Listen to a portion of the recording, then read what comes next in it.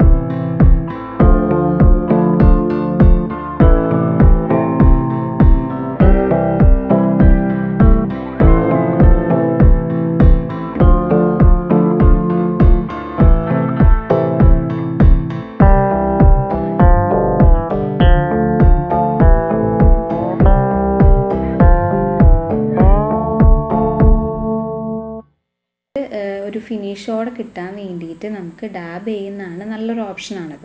അപ്പോൾ ഡാബ് ചെയ്യാൻ വേണ്ടിയിട്ട് സ്പോഞ്ച് യൂസ് ചെയ്യാം. സ്പോഞ്ചിൽ ഇപ്പം ഇവിടെ വൈറ്റാണ് യൂസ് ചെയ്യുന്നത്. വൈറ്റ് നീറ്റായിട്ട് അവിടെ ഇവിടെ ഇങ്ങനെ കുറേ ഗ്യാപ്പ് ഇട്ടിരുന്നല്ല, അടുത്തടുത്തായിട്ട് കണ്ടിന്യൂസ് ആയിട്ട് ഡാബ് ചെയ്യുക. സ്പോഞ്ച് ആക്ച്വലി 2 ടൈപ്പ് അവൈലബിൾ ഉണ്ട് കേട്ടോ. ഇപ്പം ഞാൻ യൂസ് ചെയ്യുന്നത് ഭയങ്കര ലൈറ്റ് വെയിറ്റ് ആയിട്ടുള്ള സ്പോഞ്ചാണ്. അപ്പോൾ ഇതിനകത്ത് പോറസ്, ഈ സ്പോഞ്ച് നിങ്ങൾ ഇങ്ങനെ ഓട്ടോട്ടല്ലേ, അപ്പോൾ ഇതിൻ്റെ പോറസ് കുറച്ച് വലിപ്പം കൂടിയതാണ്. അപ്പോൾ ഇത് നമ്മൾ ഡാബ് ചെയ്യുമ്പം ഒരുപാട് എയർ ബബിൾ വന്ന പോലെ വരാൻ ചാൻസ് ഉണ്ട്. അപ്പോൾ ഒന്നുമില്ല, നിങ്ങൾ കുറച്ച് എക്സ്ട്രാ പ്രാവശ്യം ഒരേ സ്ഥലത്ത് ഡാബ് ചെയ്ത് കഴിഞ്ഞാൽ അത് പോവും. ഇനി ഇതല്ലാണ്ട് വേറെ ടൈപ്പ് ഉണ്ട്, നമ്മൾ ഈ പാത്രം കഴുകുന്നതൊക്കെ ഇല്ലേ, അപ്പോൾ അതിനകത്ത് ഈ പോറസൊക്കെ ഓൾമോസ്റ്റ് യൂണിഫോം ആയിട്ട് കുറച്ചും കൂടി ചെറുതായ പോലെ എനിക്ക് തോന്നി. അത് എന്താ പറയുക, അതുകൊണ്ട് ഡാബ് ചെയ്യുകയാണെങ്കിൽ കുറച്ചും കൂടി ചെറുതായിട്ട് വന്നിട്ട് ഇങ്ങനെ അധികം എയർ ബബിൾ പോലെ വരില്ല. അപ്പോൾ അതുകൊണ്ട് അത് നല്ല സ്മൂത്തായിട്ട് നമുക്ക് ഡാബ് ചെയ്ത് കൊടുത്തു കഴിഞ്ഞാൽ നല്ല ഫിനിഷ് കിട്ടും. രണ്ടും ഒരേ റിസൾട്ട് പോലെ നമുക്ക് ചെയ്തെടുക്കാവുന്നതേ ഉള്ളൂ കേട്ടോ. പക്ഷെ ഞാൻ ജസ്റ്റ് നോട്ടിഫൈ ചെയ്തതാണ് നിങ്ങളെ. 2 ടൈപ്പ് സ്പോഞ്ച് ഉണ്ട്. ഈ സ്പോഞ്ചിൻ്റെ പോറസിൻ്റെ സൈസ് വ്യത്യാസമുള്ളത് അങ്ങനെ 2-3 ഉണ്ട് എന്ന് പറയാൻ പറ്റും. ഞാൻ 2 കണ്ടിട്ടുള്ളൂ, ഇനി വേറെ ഉണ്ടോ എന്ന് എനിക്കറിയില്ല കേട്ടോ. സ്പോഞ്ച് ഞാനിപ്പോൾ ഈ ലൈറ്റ് വെയ്റ്റ് എന്ന് പറഞ്ഞാൽ നമ്മൾ ഈ ബോക്സിൻ്റെ ഒക്കെ ഉള്ളിൽ ഫില്ലറായിട്ട് വരുന്ന സ്പോഞ്ചും, പിന്നെ ഈ സോഫേൻ്റെ ഒക്കെ ഉള്ളിലിടുന്ന ടൈപ്പ് കുറച്ചും കൂടി കട്ടിയുള്ള ടൈപ്പ് സ്പോഞ്ചും ഉണ്ട്. പിന്നെ അതേപോലെ പാത്രം കഴുകുന്ന ടൈപ്പ് അങ്ങനെ ഒരു സ്പോഞ്ച് ഉണ്ട്. സോഫേനിലിടുന്ന കുറച്ചും കൂടി നല്ല സ്റ്റിഫാണ് കേട്ടോ. മറ്റേത് കുറച്ചും കൂടി നമ്മൾ പാത്രം കഴുകുന്ന കുറച്ചും കൂടി എന്താ പറയുക, പ്രസ് ചെയ്തുമ്പോൾ നല്ല കുറച്ചും കൂടി സോഫ്റ്റ് ആയിട്ടുള്ള. അപ്പോൾ ഇങ്ങനെ ഫുള്ള് കംപ്ലീറ്റ് ഡാബ് ചെയ്യുക. ഒരു കോട്ട് അത്യാവശ്യം നല്ലപോലെ ഡ്രൈ ആയതിന് ശേഷം നിങ്ങൾ ഒരു കോട്ടും കൂടി അടിക്കുക, കുറച്ചും കൂടി നല്ല ഫിനിഷ് ആകാൻ വേണ്ടി. ചിലപ്പോൾ ഒരൊറ്റ കോട്ടിൽ ഫില്ലായിന്ന് വരില്ല. ഞാൻ 2 കോട്ട് അടിച്ചിട്ടാണ് അത് ഫില്ലാക്കി എടുത്തിട്ടുള്ളത്. അപ്പം ഇതിൻ്റെ 2 കോട്ട് ഡ്രൈ ആയി കഴിഞ്ഞു. ഇനി ഇതിനകത്തുള്ള റൈറ്റിങ്. അപ്പോൾ റൈറ്റിങ് ഇവിടെ ചൂസ് ചെയ്തിരിക്കുന്നത് everything is better with music എന്നാണ് ഇതാക്കിയിരിക്കുന്നത്. ഗിറ്റാറൊക്കെ ഉള്ളതിനെ കൊണ്ട് അതിന് പറ്റിയ ഒരു ചെറിയ ഷോർട്ട് ആൻഡ് സ്വീറ്റ് കോട്ട് എന്നുള്ള രീതിക്ക് ചൂസ് ചെയ്തതാണ്. അപ്പം ബിഗിനർ ആണെന്നുണ്ടെങ്കിൽ ഇപ്പം നിങ്ങൾക്കറിയില്ല എന്താ പറയുക എങ്ങനെയാണ് സ്ട്രെയിറ്റ് ആയിട്ട് എഴുതുക, എങ്ങനെയാണ് സെൻറ്ററിൽ എഴുതുക, അതൊക്കെ നിങ്ങൾക്ക് ചിലപ്പോൾ ഭയങ്കര ബുദ്ധിമുട്ടായിരിക്കും സ്റ്റാർട്ടിങ്ങിൽ അല്ലെങ്കിൽ ആദ്യമായിട്ട് ചെയ്യാൻ വേണ്ടിയിട്ട്. ചിലപ്പം കൈ നല്ലപോലെ വിറയ്ക്കുകയൊക്കെ ചെയ്യും കേട്ടോ സ്റ്റാർട്ടിങ്ങിൽ. അത് കുറച്ച് 2-3 നിങ്ങൾ ചെയ്ത് വരുമ്പോഴേക്കും നിങ്ങൾക്ക് ഒരു പ്രശ്നവും ഉണ്ടാവില്ല. അപ്പോൾ അതുകൊണ്ട് ആദ്യം കുറച്ച് കൈയൊക്കെ വിറയ്ക്കുന്നുണ്ടെന്നുണ്ടെങ്കിൽ ടെൻസ്ഡ് ആവുമോ അല്ലെങ്കിൽ വിഷമം തോന്നുന്നു, ഡിസപ്പോയിൻറ്റഡ് ആവുമോ ഒന്നും വേണ്ട. നിങ്ങൾക്ക് ആവുന്ന പോലെ ബെസ്റ്റ് ട്രൈ ചെയ്ത് നോക്കുക കേട്ടോ. അപ്പം ആദ്യം ഞാനപ്പോൾ അങ്ങനെ അതിനെക്കൊണ്ട് നിങ്ങൾ എന്താ പറയുക ഈ സ്ട്രെയിറ്റ് ആയിട്ട് വരയ്ക്കേണ്ട, സെൻറ്റർ ലൊക്കേറ്റ് ചെയ്യാൻ ഒന്ന് ട്രൈ ചെയ്യുക. കാരണം ഗിറ്റാർ ഒരു സ്ഥലത്തും എഴുത്ത് അപ്പുറത്തെ സ്ഥലത്തും ആയിപ്പോയി കഴിഞ്ഞാൽ അത് ഭയങ്കര ഓക്വേർഡ് ആവും. അപ്പോൾ അതുകൊണ്ട് സെൻറ്റർ കുറച്ച് പിടിക്കാൻ ശ്രമിക്കുക. എന്നിട്ട് എന്താ പറയുക എഴുതുന്നത് കറക്റ്റ് സ്ട്രെയിറ്റ് എന്നൊന്നുമില്ല, അങ്ങനെ ഇങ്ങനെയൊക്കെ എഴുതുക. ഇപ്പോൾ ഞാനിവിടെ സ്ട്രെയിറ്റ് ആയിട്ടൊന്നല്ല എഴുതിയത്, കുറച്ച് ലെറ്റർ വളഞ്ഞിട്ടും കുറച്ച് ലെറ്റർ നേരിയും അങ്ങനെയൊക്കെയല്ലേ എഴുതിയത്. അങ്ങനെ ഇതിപ്പോൾ ഞാൻ ജസ്റ്റ് ഔട്ട്ലൈൻ ഇടുകയാണ്, കറക്റ്റ് വരയ്ക്കല്ല, ജസ്റ്റ് ഇങ്ങനെ എവിടേക്കാണ് എഴുത്ത് വരേണ്ടതെന്ന് ഇങ്ങനെ നോട്ട് ഡൗൺ ചെയ്ത് വെക്കുകയാണ്. അപ്പോൾ ജസ്റ്റ് എന്താ പറയുക വെറുതെ എഴുതുകയാണ്. എന്നിട്ട് ഈ എഴുതിയതിന് ശേഷം ഇനി ഇതിൻ്റെ തിക്നെസ്സും പാറ്റേണും കാര്യങ്ങളൊക്കെ ഡിസൈഡ് ചെയ്തെടുക്കുകയാണ് ചെയ്യുന്നത്. അപ്പം ഇങ്ങനെ ചെയ്യുന്നത് എന്തിനാണെന്ന് വെച്ച് കഴിഞ്ഞാൽ നമ്മൾ ഫുള്ളിങ്ങനെ കറക്റ്റ് നീറ്റിനൊക്കെ എഴുതി വന്നിട്ട് പിന്നെയാണ് തെറ്റിപ്പോകുമെന്ന് അറിയുകയാണെങ്കിൽ നമ്മൾ അത്രയും കഷ്ടപ്പെട്ടത് വെറുതെ ആയിപ്പോവും. ഇപ്പം ഞാനിവിടെ കണ്ടില്ല ഫുൾ ഔട്ട്ലൈൻ തന്നെ എനിക്ക് ആ ജി കുറച്ച് താഴോട്ടായി പോയ പോലെ തോന്നി. അതുകൊണ്ട് ഞാൻ ജീനെ ആ എന്താക്കി ഡിസൈൻ മാറ്റിയിട്ട് കുറച്ചും കൂടി മുകളിലേക്ക് ആക്കി എഴുതി. അപ്പം അതിന് വേണ്ടിയിട്ടാണ് ഇങ്ങനെ ഫുള്ളൊന്ന് ജസ്റ്റ് റഫായിട്ട് എഴുതിയത് കേട്ടോ. ഈ ബോട്ടിലിന് ഗ്ലാസ് ആയിട്ട് അല്ലെങ്കിൽ ആ ട്രാൻസ്പെറൻ്റ് ആയിട്ട് ഗിറ്റാറിൻ്റെ ഭാഗം ബാക്കിയൊക്കെ സെമി ട്രാൻസ്പെറൻ്റ് ആയിട്ടല്ലേ. അപ്പോൾ അതുപോലത്തെ ബോട്ടിൽ നിങ്ങൾക്ക് കിട്ടിയില്ല, അല്ലെങ്കിൽ മാജിക് മൊമെൻറ്റ്സിൻ്റെ ബോട്ടിൽ നിങ്ങൾക്ക് കിട്ടിയില്ല എന്നുണ്ടെങ്കിൽ നിങ്ങൾക്ക് നോർമൽ ഏതെങ്കിലും ബോട്ടിൽ എടുത്തിട്ട് അതിനകത്ത് ഈ ഗിറ്റാറിൻ്റെ ഷേപ്പ് വരയ്ക്കുക, മാർക്കർ യൂസ് ചെയ്ത് വരയ്ക്കുക. എന്നിട്ട് ഇതേപോലെ മാർക്കറിൻ്റെ ഔട്ട്ലൈനിൽ പെയിൻറ്റ് എടുത്ത് ഔട്ട്ലൈൻ ഇട്ടതിന് ശേഷം ഫുള്ള് ഡാബ് ചെയ്ത് വൈറ്റ് എടുത്ത് കഴിഞ്ഞാൽ ഇതുപോലെ തന്നെയുള്ള റിസൾട്ടാണ് നിങ്ങൾക്ക് കിട്ടുക കേട്ടോ. അപ്പം തിക്കാക്കാനുള്ള സ്ഥലത്തൊക്കെ തിക്കാക്കി അഡ്ജസ്റ്റ്മെൻറ്റ്സ് ഒക്കെ നടത്തി ഏകദേശം ഒരേപോലുള്ളൊരു കാലിഗ്രാഫി അല്ലെങ്കിൽ എഴുത്ത് പോലെ ആക്കി ഞാൻ നിർത്തിയിട്ടുണ്ട് കേട്ടോ. ഇനി അടുത്ത് നമുക്കൊരു പാറ്റേൺ ഞാൻ മാക്സിമം സ്ട്രെയിറ്റ് ആക്കാണ്ട് വെച്ചിട്ടുണ്ട്. കാരണം ചിലപ്പോൾ സ്ട്രെയിറ്റ് എന്നൊക്കെ പറയുമ്പോൾ കറക്റ്റ് സിമെട്രിക് എന്നൊക്കെ പറയുമ്പോൾ ചിലപ്പോൾ ആദ്യം ചെയ്യാൻ പറ്റിയിട്ടുണ്ടാവില്ല. അതുകൊണ്ട് നിങ്ങൾക്ക് ഫ്രീ ആയിട്ട് വരയ്ക്കാം. ഇത് കുറച്ച് കേർവ്സ് ആണ്, അപ്പോൾ ഫ്രീ ആയിട്ട് ഇങ്ങനെ വരയ്ക്കാം. കുറച്ചൊരു വളഞ്ഞു പോവുകയാണെന്നുണ്ടെങ്കിൽ അപ്പം നിർത്തിയിട്ട് ജസ്റ്റ് ഒന്നും കൂടി അതിൻ്റെ മുകളിൽ നിന്ന് വരച്ച് വരിക. അപ്പം ചെറിയ ഭാഗം കുറച്ച് പുറത്തേക്ക് ഉണ്ടെങ്കിൽ കുഴപ്പമില്ല, നമുക്ക് വൈറ്റ് യൂസ് ചെയ്തിട്ട് റീടച്ച് ചെയ്താൽ മതി. ഓക്കെ, അപ്പോൾ ഇതുപോലെ ജസ്റ്റ് കുറച്ച് കേർവ്ഡ് പാറ്റേൺസ് നമുക്ക് ബാക്കിൽ വരയ്ക്കാം. മുന്നിൽ ഗിറ്റാറും ഈ സാധനങ്ങളൊക്കെ ആയിട്ട് നല്ല ഫില്ലായിട്ടുണ്ട്. അപ്പോൾ ബാക്ക് എംപ്റ്റി ആയി പോകണ്ടെന്ന് വിചാരിച്ചിട്ട് കുറച്ച് ഡീറ്റെയിൽസ് നമുക്ക് ബാക്കിൽ നിന്ന് കൊടുക്കാം. അപ്പം ജസ്റ്റ് ഇതുപോലത്തെ കേർവ്സും കാര്യങ്ങളൊക്കെ ആഡ് ചെയ്ത് കൊടുക്കുക. ഇനീഷ്യലി ഇത് ചിലപ്പോൾ നല്ല ബുദ്ധിമുട്ടായിരിക്കും, കൈ വരയ്ക്കും. ഇത് നിങ്ങൾ ഡിസപ്പോയിൻറ്റഡ് ആയി പോകണ്ടെന്ന് വിചാരിച്ചിട്ട് പറയുന്നതാട്ടോ.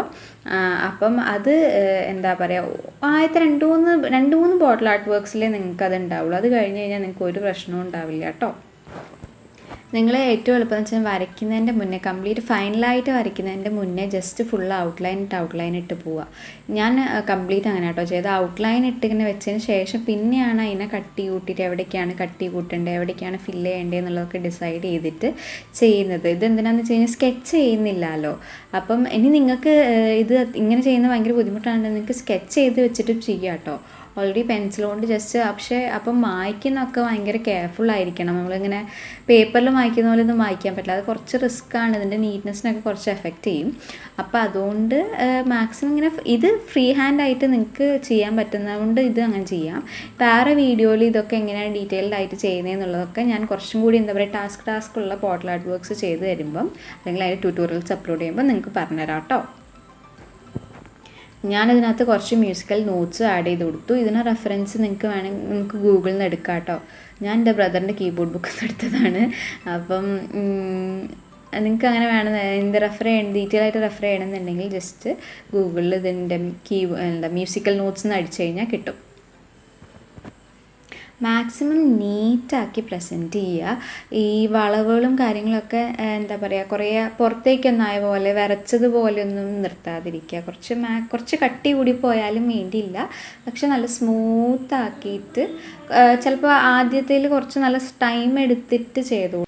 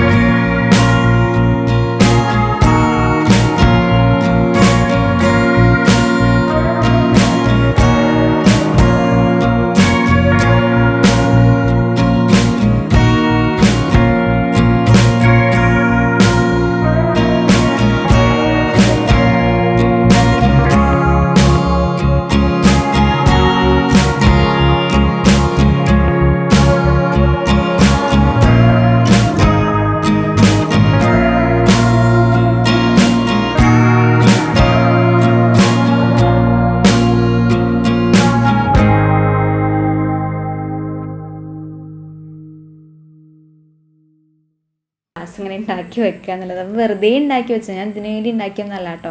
ഞാനിങ്ങനെ ഇടയ്ക്കിടയ്ക്ക് ഇങ്ങനെ വെറുതെ ഇരിക്കുമ്പോൾ ഒക്കെ ഇങ്ങനെ ഇരുന്ന് ഉണ്ടാക്കും. അപ്പോൾ അങ്ങനെ ഉണ്ടാക്കി വെച്ചിരുന്ന സ്റ്റാർസാണ്. അപ്പോൾ അത് ജസ്റ്റ് ഇതിനകത്തേക്ക് ഇട്ട് കൊടുത്തു എന്നേ ഉള്ളൂ. അപ്പോൾ ആ ഏരിയ കുറച്ച് നല്ല കളർഫുള്ളായി നിൽക്കുകയും ചെയ്യും. അതേപോലെ നമ്മളിപ്പോൾ ഇങ്ങനെ ഷേക്ക് ചെയ്ത് കഴിഞ്ഞാൽ ഇതിങ്ങനെ അതിൻ്റെ ഉള്ളിൽ കിടന്ന് ഇങ്ങനെ ചാടുന്ന പോലെ കളിക്കും. പിന്നെ കുറച്ചും കൂടി എന്താ പറയുക, ഗിറ്റാറിന് എടുത്ത് നിൽക്കാൻ വേണ്ടിയിട്ട് കുറച്ച് സിൽവർ സ്റ്റോൺസ് വെച്ചിട്ട് ഒട്ടിച്ചു കൊടുക്കുകയാണ്.